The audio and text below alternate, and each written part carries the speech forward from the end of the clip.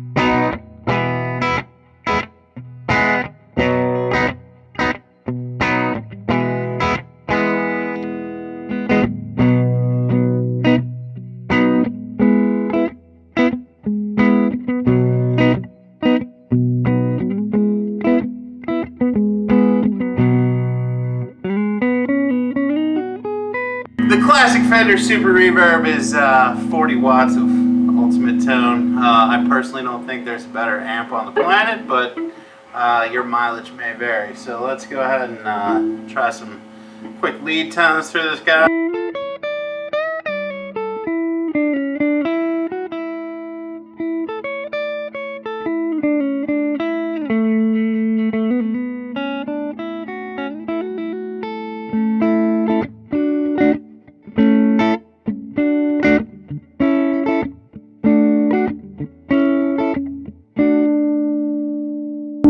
We're not even on the reverb channel yet, so cool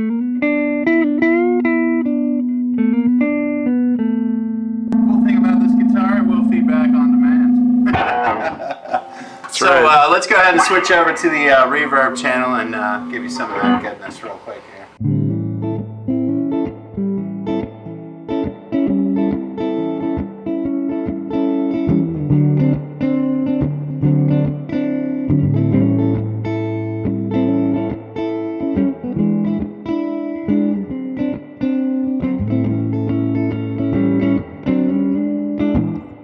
This amp is widely regarded as having one of the best reverb tanks ever designed. As you can see, the reverb effect is very prominent, and looks like we had it on about 4.5 there. So we'll go ahead and dial that back a little bit.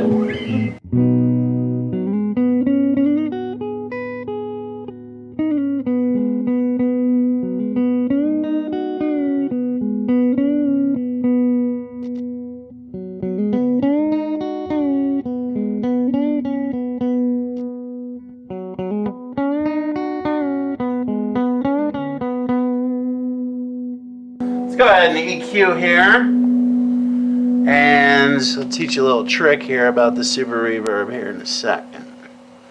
Let's give you some more.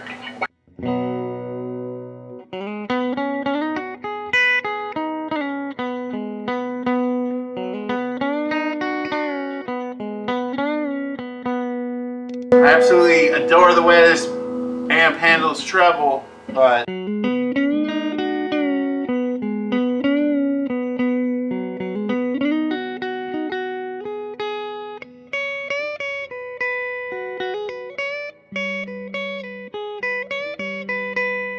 so ignore my sloppy playing there, but you'll be hard pressed to find an amp that handles bass any better than this. I think the bass on this amp is absolutely fantastic.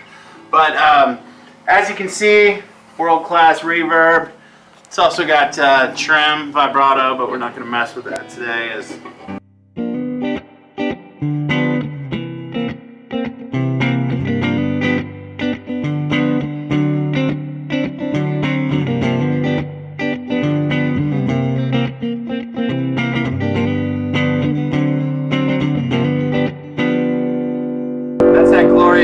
thing everybody's always looking for. So let me show you a little trick about a Super Reverb not everybody knows. We'll go ahead and kick that bright switch off.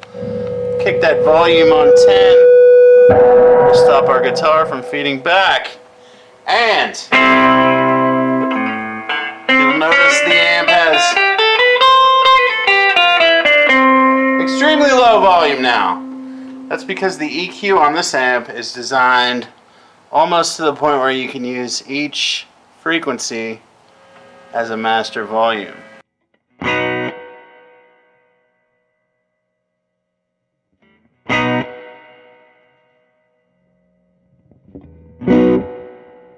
So one trick guys used to do is crank the amp to 10, crank the EQ down to 2 or 3, you know, wherever you desire, but that'll really get your tubes cooking in a way that is pretty unique to the Super Reverb.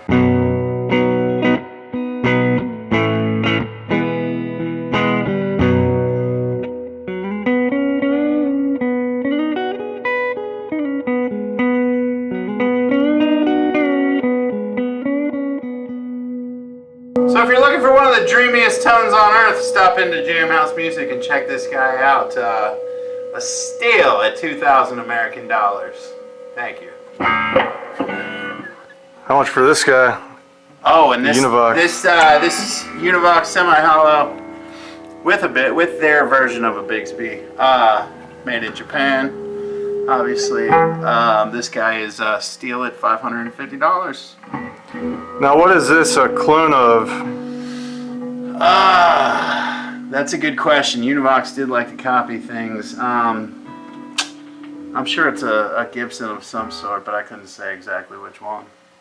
Like the ES35 or something? Or 335. I think this body style might be a little more reminiscent of a different model as far as the more of a flat top, but I could be totally wrong about that, so don't quote me. So if you're in an Oasis cover band, this is a cheap way to get the sound you're looking for. These pickups are well worth the price alone, and it's a fun little player. So. And these pickups, we don't know what they are? No, I haven't researched them, but like I said, the look reminds me of the little gold foil action a little bit, but if you get a chance to grab some, I would highly recommend it because I was pleasantly surprised by the clarity and the quality of tone on them. So they don't just sound good through a Super Reverb, they sound good through everything.